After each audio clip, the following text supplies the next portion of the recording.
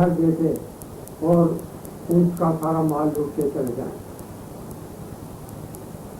उस साजिश के मुताबिक उन्होंने आटे में धतूरा मिलाया और धतूरे वाली रोटी पिताजी को सर्व की। नशा तो चढ़ नहीं था क्योंकि मेरा पिताजी कोई शराब, कोई मीट मच्छी किसी चीज़ से आदी नहीं थे, कोई सिगरेट पान बीड़ी नहीं पीते थे, बहुत सादा जीवन था, लेकिन अपने इष्ट देव पर पूरा विश्वास रखते थे। जिस वक्त उन्होंने उनको वो रोटी धतूरे वाली खिलाई, उनको नशा हुआ और कई दफ़ा वो बहकना शुरू कर दिया।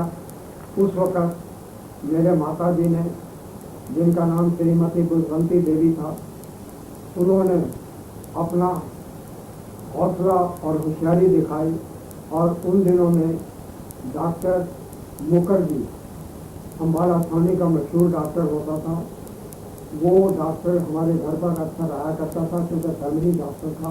उसी वक्त बुलाकर माता जी ने डॉक्टर की मदद से जो भी धतूरे की जहर का असर था उसको दवाई दे के ख़त्म किया और इस तरह से मेरे पिताजी लुटने से बच गए। क्योंकि लोगों ने तो, नौकरों ने तो जहर देने की कोशिश की, लेकिन बचाने वाला परमात्मा था और उसने बचाया।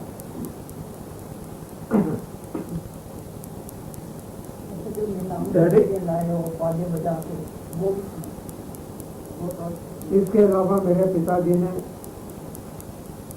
कोठी नंबर 13 जो कि आजकल बतियाल रोड के ऊपर है, उसको सरदार लैना सिंह अमृतसर वालों को बेची थी। वो कोठी किसी वक्त हमारे पास होती थी और उस कोठी का नंबर 13A और 13B था।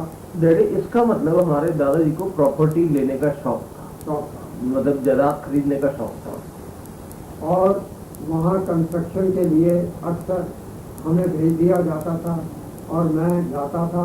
वहाँ पर ईंटों के ढेर जो कि ईंटें आती थी उनकी गिनती करा के वहाँ पर चट्टे लगवा कर और वहाँ पर कंस्ट्रक्शन के वक्त पिताजी पहुँच जाते थे और वो सारी चीज़ें जो थी ऐसा ऐसा जब हालात हाथ से बिगड़ते निकलते हुए नजर आए तब मेरे पिताजी ने कोठी नंबर 13A और B जो कि बघियाल के रास्ते के अंदर पड़ती है वो बेच दी।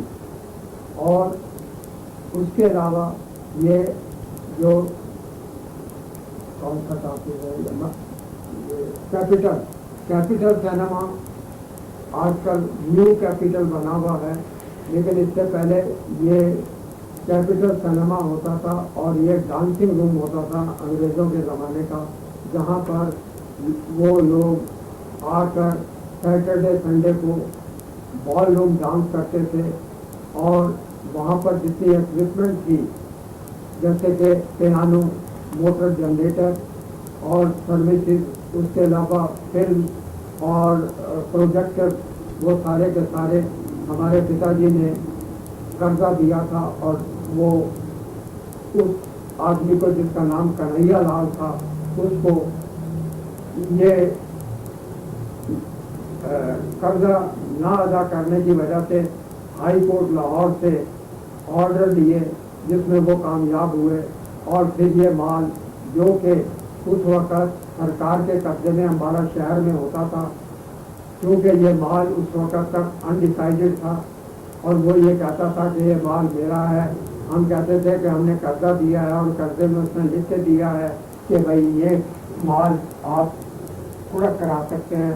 तब उस माल को हाई कोर्ट लाहौर से फैसला होने के बाद वो माल अम्बाला शहर से जो कि सरकारी कस्टडी में था, खेलों पर लगकर और नाचने वाली डांसिंग गर्ल और तबला बजाते हुए मौसीकार आर्टिस्ट उन खेलों पर बैठे हुए और पीछे पीछे वो सारा माल अम्बाला शहर से चलकर अम्बाला थाने पहुंचा, जिससे कि लोगों को पता लग गया कि आज कपूर ने वो मुकाम मारा है कि हाई कोर्ट लाहौर से फैसला लेकर अपना माल जो कि कर्जे की वजह से उनके कब्जे में था और उनका था, उसको दोबारा हासिल किया और वो माल लेकर फिर बाद में ऐसा पड़ा सड़ गया, लेकिन कई चीज़ें बेच भी दी गई।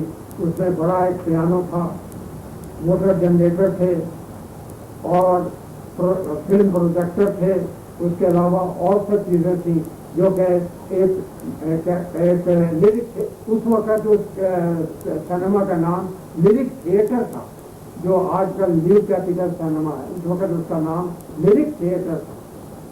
पियानो हमने भी देखा है डैडी अपने बचपन में, और इतना बड़ा बड़े कमरे में। हमने भी, हमें भी याद है। हाँ।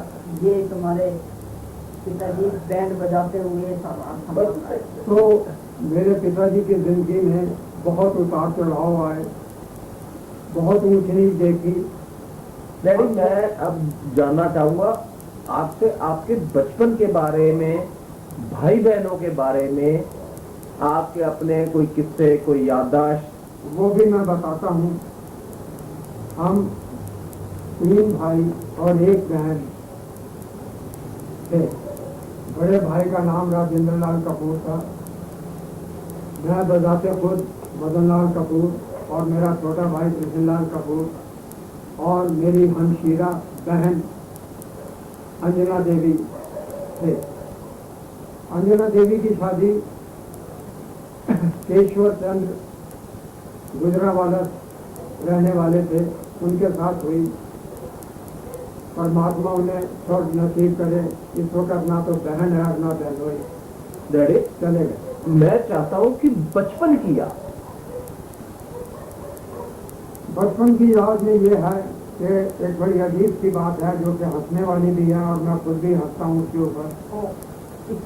नहीं, वो ऐसा है कि यही जो आजकल पोस्ट ग्रेजुएट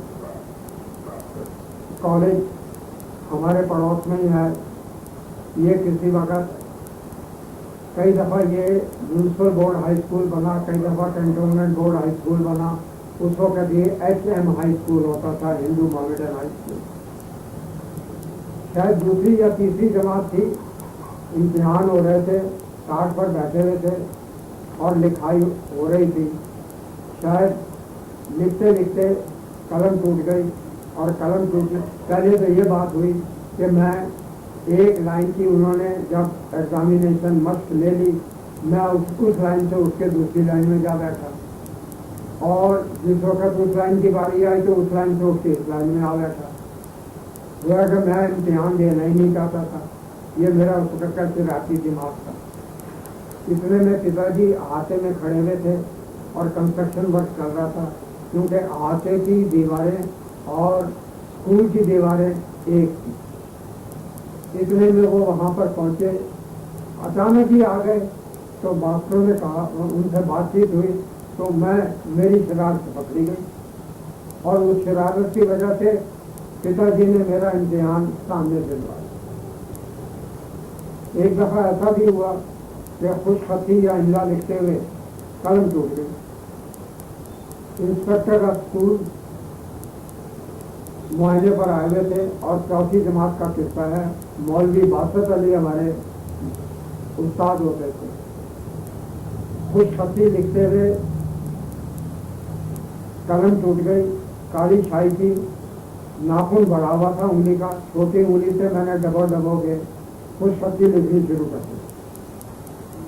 जिस वक्त वो मेरी तख्ती पर लिखी हुई इमला या इबारत पढ़ी गई और खुशखती को देखा गया, तो मेरी उंगली में जो शाही लगी हुई थी उसकी वजह से मेरी चोरी पकड़ी गई।